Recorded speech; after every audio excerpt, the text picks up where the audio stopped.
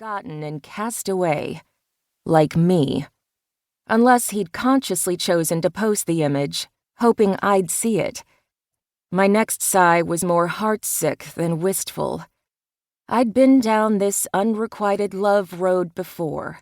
I'd walked it so often, a permanent path had been forged behind my stinging eyes. I missed how August's rumbling laugh would infect me with giggles. I missed the way he'd dribble a soccer ball around me in an athletic blur. How he'd sit behind me, arms and legs around my torso, teaching me to play guitar. I missed the only person who could soothe me when my mother's anger had burned through my lonely house. These thoughts weren't new, but his profile photo and that t-shirt jostled them. A violent shove that shook my foundation. A strange awareness overtook me. He must have chosen that image on purpose, knowing I'd see it and think of us. He must have launched that sign through cyberspace so I'd catch it. It seemed obvious now. Jägermeister obvious, but whatever. August must miss me as much as I missed him. I had to reach out and tell him I understood him and his subliminal message, the way only I could. Considering his stupid girlfriend, Kayla Morgan, was evil incarnate and the reason everything with August had gone to shit, she probably treated him like crap. I should have singed her blonde hair in chem lab when I'd had the chance. Instead, I'd let her vicious words infect my mind, poisoning all thoughts of August. We'd been friends back then, Kayla and me. At least, I thought we'd been. "You drag him down," she'd told me. "You're too needy. He pities you."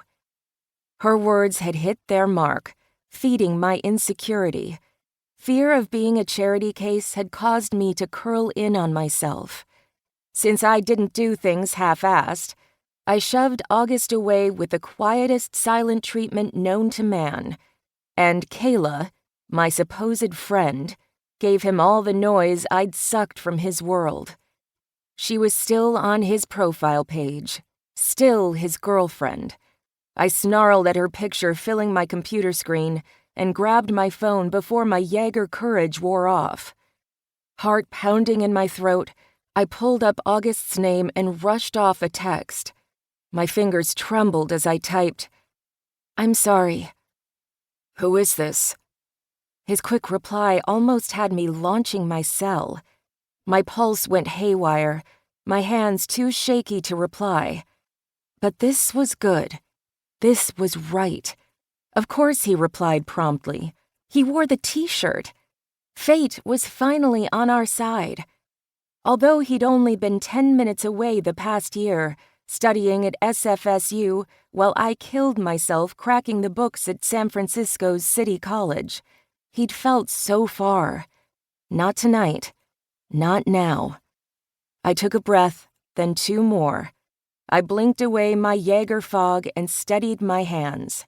"Hardy har har," I wrote. "No, seriously," August replied just as quickly. "The only Gwen I know hasn't spoken to me in a year and a half." His words were a knife in my chest, and the same wave of remorse I'd battled since I'd cut August from my life crashed over me. This wasn't the time to cower, though, the way I had the past year. This was the time to take charge of my life, beginning with an apology. My thumbs went to work. "I'm sorry I was a bitch our last year of high school." "Which time?" That knife twisted deeper. "Every time. All the time." God, I wished high school had been the raging party promised in classic 80s movies.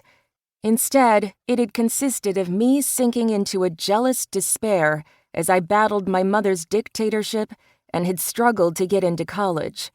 I'd worked 2 jobs. Student loan applications had dogged me. All the while, my neighbor and best friend had coasted through life, then and now. August's mother loved him. He had a father he actually knew and siblings to bond with, including an identical twin who had his back. Grades came easy to him. His soccer scholarship meant paying for college wasn't a stress.